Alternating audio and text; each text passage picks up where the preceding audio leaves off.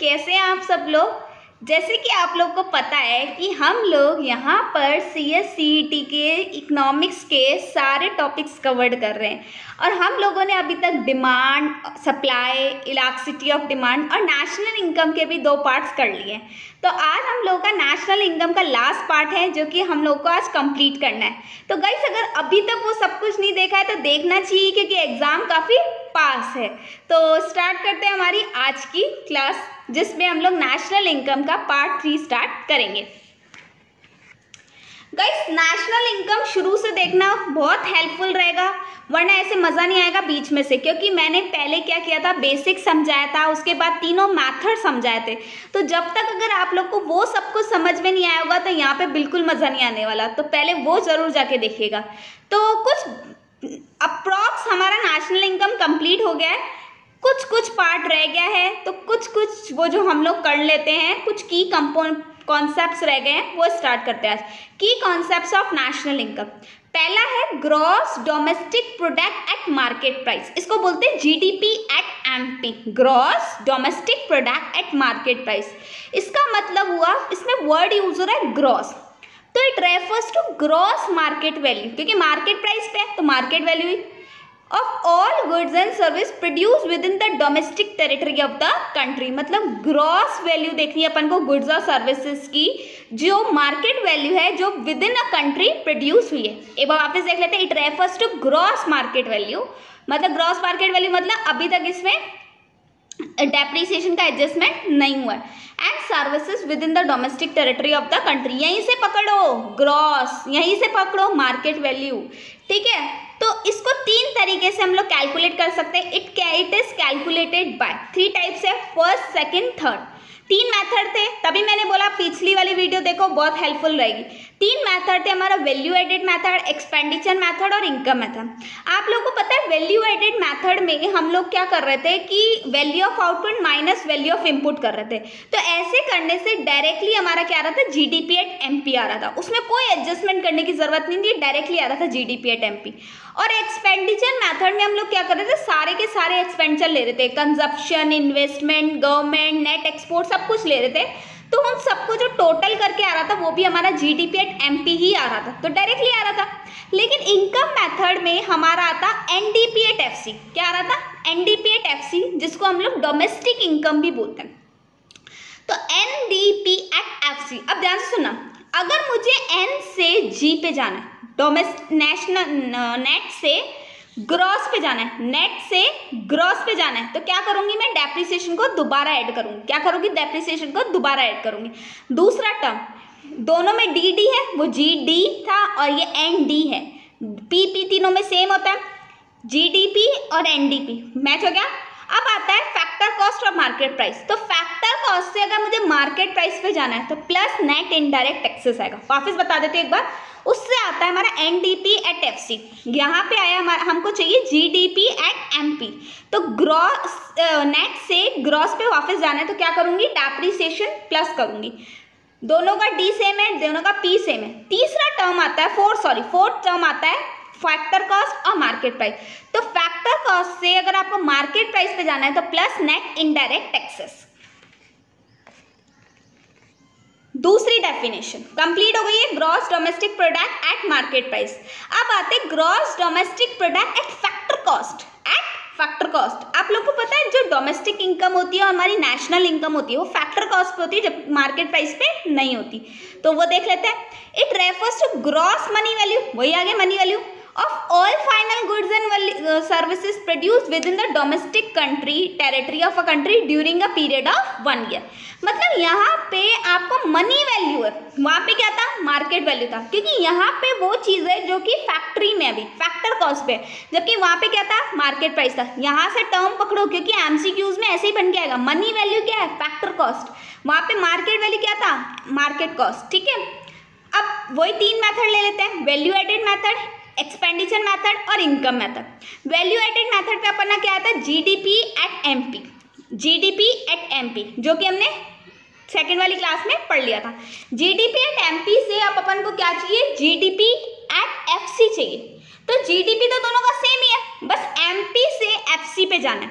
Market price से factor cost पे जाना है तो minus net indirect taxes, minus net indirect taxes. क्यों? मार्केट जब भी हमारी चीज फैक्ट्री में होती है, फैक्ट्री में से मार्केट पे जाती है तो प्लस होता है नेट इनडायरेक्ट टैक्सेस, लेकिन अगर दोबारा रिवर्स हो रहा है तो minus net indirect taxes. Same expenditure method के साथ है, उसमें भी निकलता है जीडीपी एट एमपी, वापस वही एफसी पे जाना है तो minus net indirect taxes. Income method पे आते हैं, इनकम मेथड में निकलता क्या है? NDP at FC, NDP at FC. तो यहाँ पे हमें एन नहीं चाहिए, हमें जी चाहिए, ग्रॉस चाहिए, नेट नहीं चाहिए। तो हम नेट से ग्रॉस पे जाने के लिए क्या करेंगे?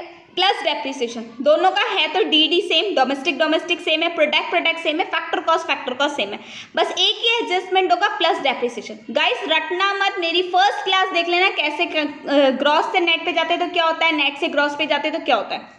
तो हम लोगों ने नेट से ग्रॉस पे गए तो नेट से ग्रॉस पे जाने के लिए क्या करेंगे? Plus depreciation. Gross national product at market price, GNP at MP. देखो अभी तक पढ़ा था जीडीपी एट एमपी, अब क्या पढ़ रहे हैं? GNP at MP. मतलब यहाँ पे डोमेस्टिक की बात नहीं हो रही, यहाँ पे नेशनल की बात हो रही है। टर्म्स को समझो, यहाँ पे नेशनल की बात हो रही है। तो it refers to gross market value, क्योंकि एमपी आ गया वापस तो मार्केट वैल्यू आ गई, of all goods and service produce by normal resident. वहाँ पे क्या था? विद इन डोमेस्टिक टेरिटरी था, लेकिन यहाँ पे क्या है? Normal resident. With in domestic territory का मतलब होता है कंट्री के अंदर अंदर, कंट्री के अंदर अंदर, ठीक है। लेकिन नॉर्मल रेजिडेंट का मतलब होता है वो कहीं भी कमाए, हमारे इंडिया के अंदर कमाए, इंडिया से बाहर जाके कमाए, लेकिन उसकी पैसा जो है वो इंडिया में आना चाहिए। तो नॉर्मल रेजिडेंट होना चाहिए यहाँ पे। अब इसमें अपन को निकालना क्या है? जीएनपी एट एमपी, ठीक है। जीएनपी एट एमपी कैसे निकलेगा? हम एक एग्जांपल ले रही हूँ, आ तो किसी से भी सकता है। अगर मैंने जीडीपी एट एमपी लिया तो ग्रॉस दोनों का सेम है, पहला टर्म दोनों का सेम है। अब हमारे पास डोमेस्टिक है, डोमेस्टिक से अगर हमें नेशनल पे जाना है, डोमेस्टिक से नेशनल पे जाना है तो क्या करेंगे? NFI, net factor income from abroad को प्लस करेंगे, ठीक है। प्रोडक्ट दोनों का सेम है, मार्केट प्राइस दोनों की सेम है। तो बस एक ही एडजस्टमेंट हुआ यहाँ पे, net domestic product at net income from abroad हम लोग प्लस करेंगे। Next GNP at FC.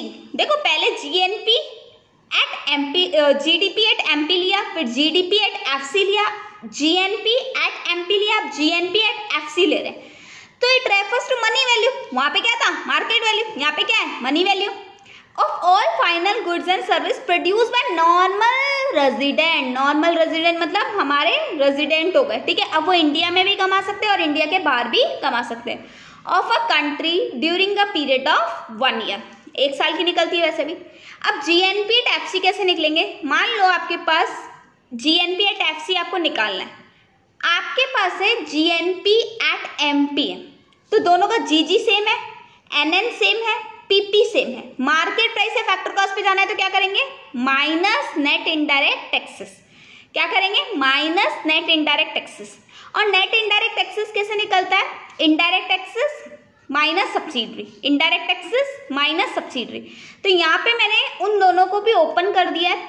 तो यहाँ पे मैंने क्या किया है, ध्यान से सुनना, जीएनपी एट एफसी है, जीएनपी एट एमपी से जीएनपी एट एफसी पे जाना है तो क्या किया? इनडायरेक्ट टैक्सेस को तो वापस माइनस कर दिया और सब्सिडरीज को प्लस कर दिया। इनडायरेक्ट टैक्सेस को माइनस कर दिया और सब्सिडरीज को प्लस कर दिया। आप पूछोगे ऐसे कैसे आए मैम? हमेशा हम नेट इनडायरेक्ट टैक्सेस लेते हैं। नेट इनडायरेक्ट टैक्सेस कैसे निकलता है? Indirect taxes minus subsidiary. यहाँ पे इनडायरेक्ट टैक्सेस और मैंने सब्सिडरीज को अलग अलग ले लिया है। तो जब भी हम लोग फैक्ट्री कॉस्ट पे खड़े हैं और हम लोग मार्केट में जाते हैं तो टैक्सेस लगते हैं तो टैक्सेस प्लस होते हैं, लेकिन अगर उल्टा हो गए तो टैक्सेस माइनस हो जाएंगे। सब्सिडरीज मिलती है तो वो कॉस्ट को कम करती है तो माइनस होती है, लेकिन अगर उल्टा जाओगे तो प्लस हो जाएगी। तो यहाँ पे ऐसे निकला। Next NNP at MP, net national product at market price. It refers to net market value. देखो वहां पे क्या था? Gross market value. अभी क्या है? Net market value of all final goods and service produce by the normal resident, मतलब within country limited नहीं है, of a country during a period of 1 year. NNP at MP, net national product at market price, net national product at market price, इसको कैसे निकालेंगे? अगर मान लो हमारे पास है GNP एट MP, क्या है हमारे पास? GNP at MP, gross national product at market price. अब देखो, अगर आपको ग्रॉस से नेट पे जाना है, इस तरफ वाले पे जाना होता है, लेफ्ट हैंड साइड LHS के साइड जाना होता है, तो ग्रॉस से अगर नेट पे जाना है तो क्या करोगे? Minus depreciation. क्या करोगे? Minus depreciation. वापस बता देती हूँ, ग्रॉस से नेट पे जाते तो माइनस डेप्रिसिएशन, ठीक है। दोनों का नेशनल सेम है, दोनों का प्रोडक्ट सेम है, दोनों का मार्केट प्राइस सेम है, तो कोई और एडजस्टमेंट होगा ही नहीं। Next term, net national product at factor cost, net national product at factor cost, इसको क्या बोलेंगे? NNP at FC, NNP at FC। तो देखो, it refers to net money value, क्योंकि ग्रॉस इसलिए नहीं है क्योंकि यहाँ पे नेट का वर्ड यूज हो गया, of all final goods and service produced by the normal resident of the country. अब देखो, मार्केट वैल्यू नहीं यूज कर रहे हैं, नेट मनी वैल्यू यूज कर रहे हैं, क्योंकि फैक्टर कॉस्ट है, मार्केट प्राइस नहीं है। अब मान लो इसका एग्जाम्पल देख लेते हैं। NNP एट FC आपको निकालना है। अगर आपको NNP एट MP दिया हुआ है, NNP एट MP दिया हुआ है, net national product at market price दिया हुआ है, तो देखो दोनों का नेट सेम है, दोनों का नेशनल सेम है, दोनों का प्रोडक्ट भी सेम है, लेकिन फोर्थ टर्म जो होती है हमारी, वहां पे हमारे पास है मार्केट प्राइस। जाना कहाँ है? फैक्टर कॉस्ट पे। वापस उल्टा आना है, फैक्ट्री में आना है, मार्केट से फैक्ट्री में आना है। तो नेट इनडायरेक्ट टैक्सेस पहले प्लस हुए होंगे, तो अब क्या करेंगे? माइनस। सब्सिडरीज पहले माइनस होती है क्योंकि कॉस्ट को कम करती है वो, लेकिन अब उल्टा कर रहे हैं तो वो क्या करेंगे? Plus. If NNP at market price, ध्यान से सुना, net national product at market price is higher than net national product at factor cost. मतलब अगर मार्केट वैल्यू, ध्यान से सुना, मार्केट वैल्यू फैक्ट्री से ज्यादा है, यही बोल रहा है ना, net national product at market price is higher than net national product at factor cost. मतलब जो फैक्ट्री में माल है 1 लाख का, मान लो फैक्ट्री में जो माल है वो 1 लाख की वैल्यू कर रहा है, लेकिन मार्केट में जाते ही वो 1,25,000 का हुआ, तो इसका मतलब आपने 25,000 कहाँ गए? मार्केट फैक्ट्री में वो चीज़ थी 1 लाख की, लेकिन मार्केट प्राइस में वो 1,25,000 की हो गई, तो 25,000 एक्स्ट्रा कहाँ गए? वो 25,000 का लगा था टैक्स। वही बात ये बोल रहा है, मैं एक बार डेफिनेशन पढ़ रही हूँ। If NNP at market price is higher than NNP at factor cost because indirect taxes exceed government subsidiary. मतलब हमारे टैक्सेस ज़्यादा लगे, सब्सिडरीज कम, टैक्सेस ज़्यादा लगे, सब्सिडरीज कम। लेकिन मान लो आपकी कोई चीज़ फैक्ट्री में बनी 1 लाख की, फैक्ट्री में कोई चीज़ बनी 1 लाख की, लेकिन मार्केट में जाते जाते वो हो गई 99,000 की। कैसे हो सकता है ना? गवर्नमेंट ने आपको सब्सिडीज दिया, हो सकता है कि कोई चीज़ अगर गवर्नमेंट ने मार्केट में जो फैक्ट्री में चीज़ है वो 1 लाख की है, फैक्ट्री में चीज़ कितने की? 1 लाख की। मान लो उस पर टैक्स लग गया 10,000 रुपये का, 10,000 का टैक्स लग गया, तो वो चीज़ कितने की हो गई? 1,10,000 की। कितने की हो गई? 1,10,000 की हो गई। लेकिन उस पर गवर्नमेंट ने छूट दे दी, सब्सिडी दे दी 11,000 रुपये की, तो 11,000 रुपये की सब्सिडी देने से कॉस्ट कम हो गई, कॉस्ट कम हो गई। तो जब हमने 1,10,000 रुपये में से 11,000 हटाए तो क्या बचा? 99,000 हुआ। इससे क्या प्रूफ हुआ? इससे ये प्रूफ हुआ कि सब्सिडीज हमें ज़्यादा मिली, टैक्सेस हमने कम पे किए।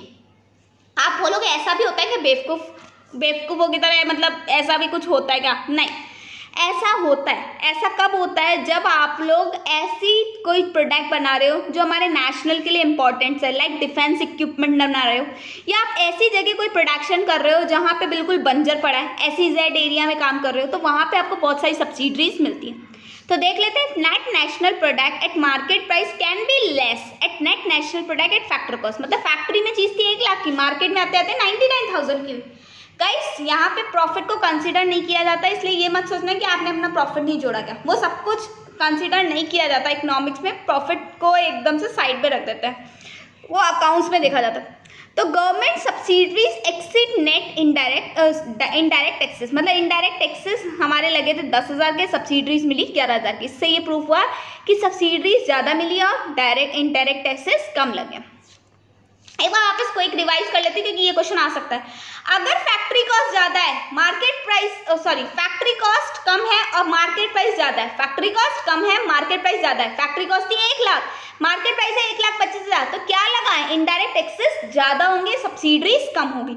लेकिन अगर फैक्ट्री कॉस्ट ज्यादा है और मार्केट प्राइस कम है, फैक्ट्री कॉस्ट है 1 लाख और मार्केट प्राइस है 99,000, इसका मतलब आपको सब्सिडीज ज्यादा मिली है, इनडायरेक्ट टैक्सेस कम लगे।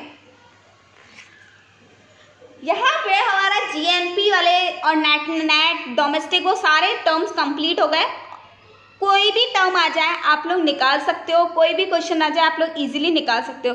बस ये याद रख लेना, जी के लिए यूज करते हैं ग्रॉस, एन के लिए यूज करते हैं नेट, और अगर एफसी है तो मनी वैल्यू और एमपी है तो मार्केट वैल्यू। अगर डोमेस्टिक है तो विद इन डोमेस्टिक टेरिटरी बोलेगा, लेकिन अगर नेशनल की बात है तो वो बोलेगा ऑल द नॉर्मल रेजिडेंट, मतलब वो कहीं पे भी हो सकते हैं। क्लियर?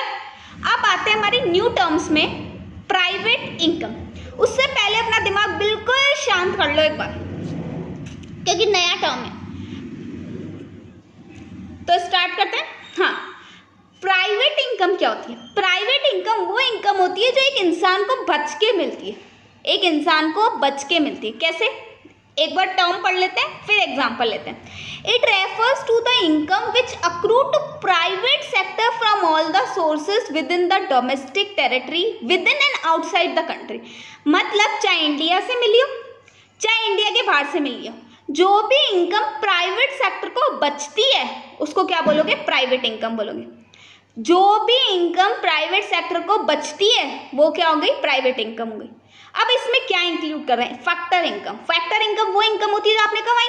अब इनकम कहाँ से कमा सकते हो? इंडिया से कमा सकते हो या इंडिया के बाहर से कमा सकते हो। तो आ गया income from domestic product, net factor income from abroad, मतलब डोमेस्टिकली अगर आप कोई कमा रहे हो या फिर बाहर से आप कुछ कमा रहे हो। गाइस यहाँ पे ट्रांसफर इनकम भी आएगी। मैंने आपको बार बार बोला है कि ट्रांसफर इनकम ना तो डोमेस्टिक इनकम में आती है ना ही नेशनल इनकम में आती है, लेकिन प्राइवेट कहता है मुझे तो कहीं से भी मिल जाए, चाहे कमाऊं चाहे फ्री मिले, चाहे चोरी करूं चाहे कुछ भी करूं, मुझे मिल गया तो मेरी हो गई। मतलब ट्रांसफर इनकम, अनअर्न्ड इनकम, वो भी यहाँ पे कंसीडर की जाएगी। ठीक है, तो नेट अब वो भी दो तरीके से मिल सकती है। ट्रांसफर इनकम इंडिया में कुछ फ्री में मिल गया या इंडिया के बाहर से कुछ फ्री में मिल गया। इंडिया में कुछ मिल गया फ्री में या इंडिया के बाहर से मिल गया। एक बार वापस रिवाइज कर लेती हूँ। प्राइवेट इनकम वो इनकम होती है जो आपने कहीं से भी कमाई हो, कहीं से भी कमाई हो, इंडिया से कमाई हो या इंडिया के बाहर से कमाई हो, चाहे कमाई हो चाहे फ्री में मिली हो, लेकिन मिलने किसको चाहिए? प्राइवेट सेक्टर को मिलनी चाहिए। मतलब अर्नड हो या अनअर्नड हो, फैक्टर हो या फिर ट्रांसफर हो, उससे कोई मतलब नहीं है। अब देखो कैसे निकलेगा। यहाँ पे ट्रांसफर इनकम के कुछ मैंने एग्जाम्पल लिए। इंटरेस्ट ऑन नेशनल डेट, मान लो कि यहाँ पे ट्रांसफर इनकम वो इनकम होती है जो हमें फ्री मिलती है।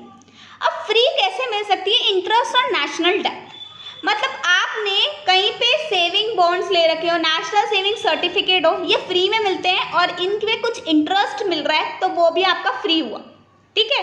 Current transfer for government, government ने बोला बेटा तू बड़ा अच्छा पढ़ रहा है, ले स्कॉलरशिप, बेटा तू पढ़ाई कर रहा है और जॉब नहीं कर पा रहा, अनएम्प्लॉयड है, तो तेरे को अनएम्प्लॉयमेंट अलाउंसेस दे देता हूँ। अनएम्प्लॉयमेंट अलाउंसेस आप लोग को आप पता हो तो जो लोग अभी पढ़ रहे हैं और 25 साल तक है, 25 साल से ऊपर भी कोई पढ़ रहा है तो उसको जॉब नहीं कर पा रहा है, इस वजह से उसको अनएम्प्लॉयमेंट अलाउंसेस मिलते हैं। ठीक है, तो वो फ्री मिलते हैं उसको, तो वो सब कुछ।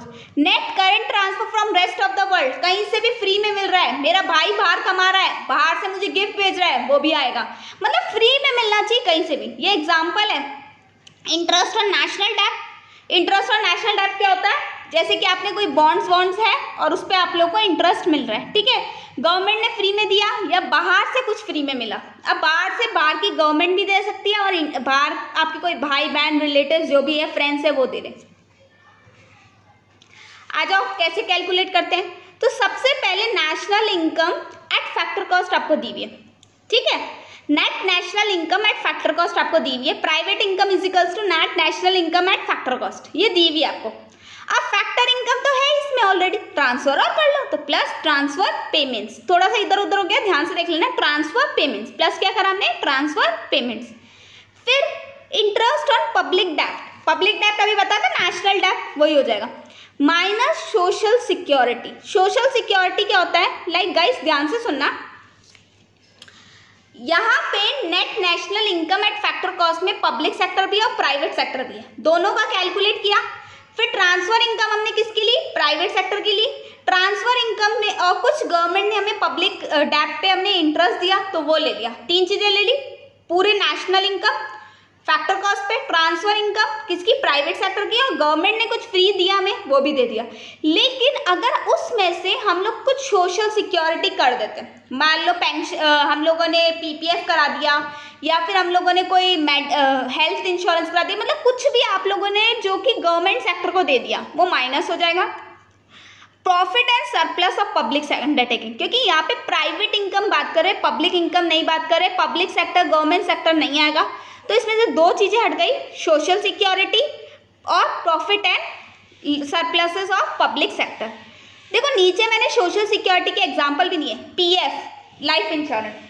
नहीं समझ में आया मैम, कैसे समझाऊं? तो ध्यान से सुनो एग्जांपल। मान लो पूरे कंट्री की इनकम है 1 लाख रुपए, 1 लाख रुपए, बड़ी छोटी सी इनकम ले लेते हैं, कितनी है? 1 लाख रुपए। उसमें से हम लोगों ने बाहर से और कमाया 20,000 रुपये, तो नेशनल इनकम हमारी कितनी बन गई? 1,20,000 रुपये। कैसे? डोमेस्टिकली हमने कमाया 1 लाख रुपए, बाहर से हमें मिली 20,000 रुपये, तो कितनी हो गई? 1,20,000 रुपये। National income at factor cost कितनी हो गई? 1,20,000। अब इसमें प्राइवेट सेक्टर भी है और पब्लिक सेक्टर भी है, ठीक है। अब प्राइवेट सेक्टर को कुछ गवर्नमेंट ने स्कॉलरशिप दी, कुछ फ्री में दिया 50,000 रुपये, तो टोटल कितना हुआ? 1,70,000 रुपये। कैसे हुआ? 1 लाख फिर 20,000 फिर 50,000, तो हो गया 1,70,000। उसमें से प्राइवेट सेक्टर ने अपने इनकम में से कुछ प्रोविडेंट फंड में डाल दिया, कुछ लाइफ इंश्योरेंस करा दिया 20,000 रुपये का, तो माइनस कर देती क्योंकि पैसा चला गया वो गवर्नमेंट के पास ऑफिस, तो हो गया 1,50,000।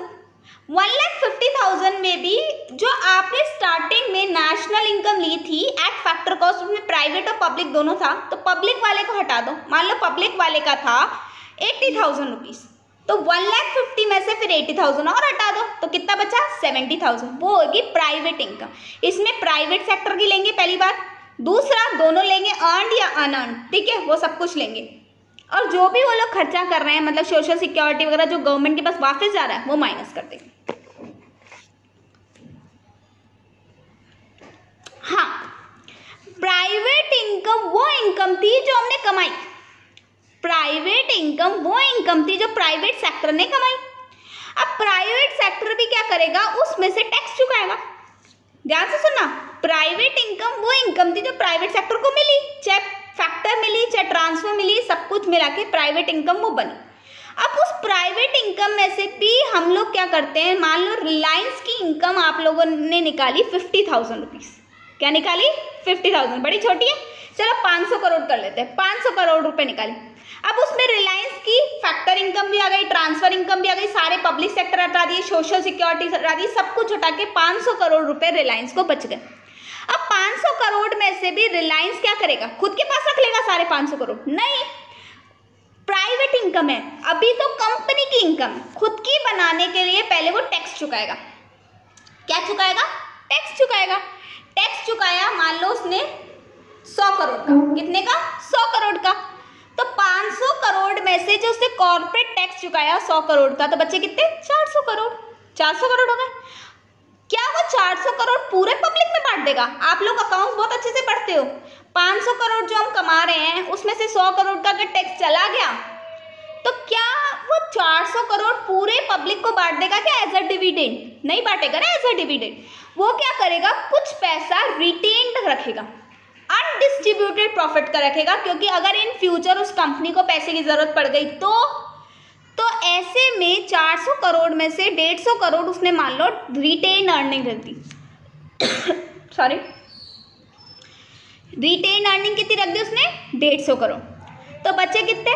250 करोड़ वो उसने पब्लिक में बांट दिया एज अ डिविडेंड, और वो बन गई हमारी पर्सनल इनकम। क्या बन गई? Personal income. ध्यान से सुनना, पढ़ लेते हैं terms. It is the sum total of all the income that is actually receive by house hold from all the sources.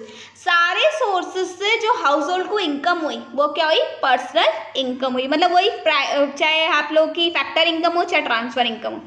It include both factor and transfer income. Question आ सकता है transfer income किस किस में include होती है, तो private में हुई और पर्सनल में हुई।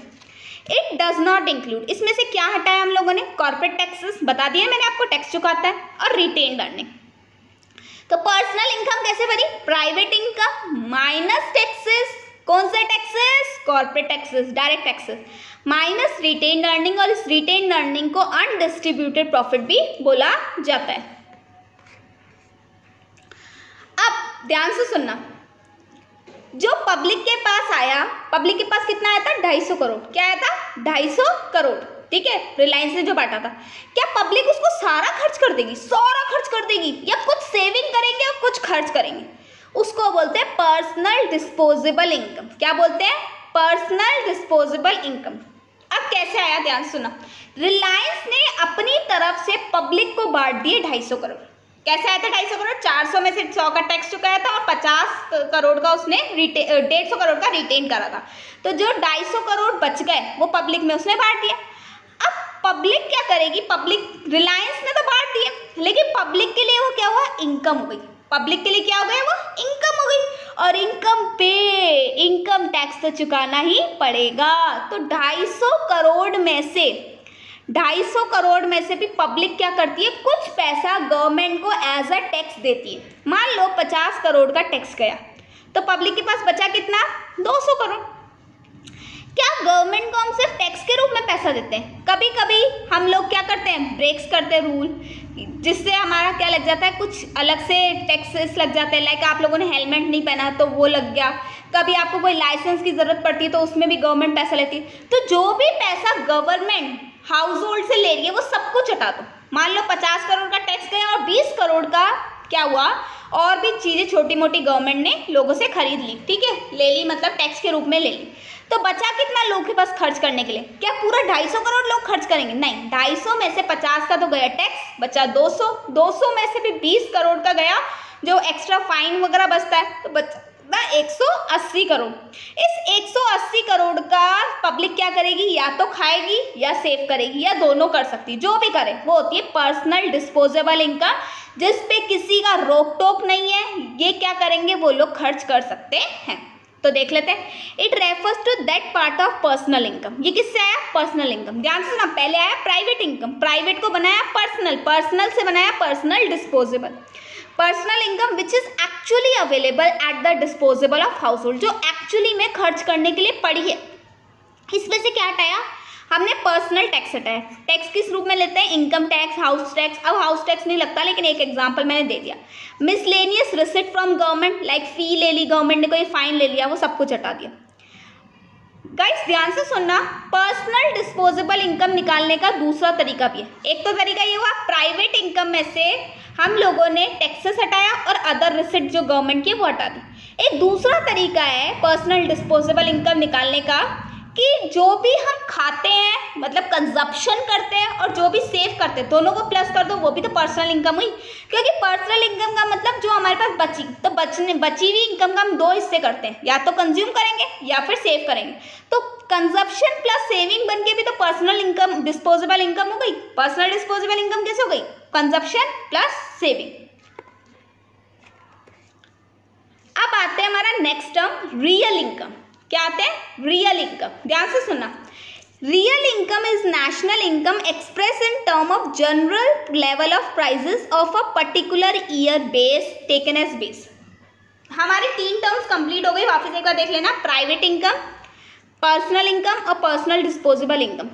अब हम आते हैं रियल इनकम। रियल इनकम क्या होती है, वो इनकम जो कि हमने एक साल को बेस लेके बनाई है, एक साल को बेस लेके बनाई है। एक बार टर्म पढ़ लेते हैं, फिर एक बार एग्जांपल भी ले लेंगे। Real income is national income express in term of general price level. General price level मतलब जो भी सबके लिए कॉमन है, ठीक है, of a particular year taken as base. हमने एक साल को बेस ले लिया।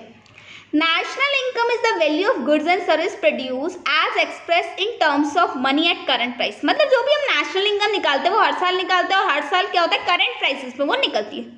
So it does not state real estate of the company. तो इससे कैसे पता चलेगा कि पिछले साल के मुकाबले इस साल कितनी महंगाई बढ़ी? कैसे पता चलेगा? आप खुद सोचो, अगर आज आप करंट प्राइसेस ले रहे हो, पिछले साल की प्राइसेस पे कंपेयर नहीं कर रहे हो, तो आपको कैसे पता चलेगा कि हमारी रियल स्टेट क्या है? जो चीज़ पहले 50 की आती थी आज वो 200 की आ रही है, तो वो जो चेंजेस हुआ क्यों हुआ, कैसे हुआ, उस पर्टिकुलर बेस को लेके तो आपने कैलकुलेट किया ही नहीं। तो so it does not state real estate of the company.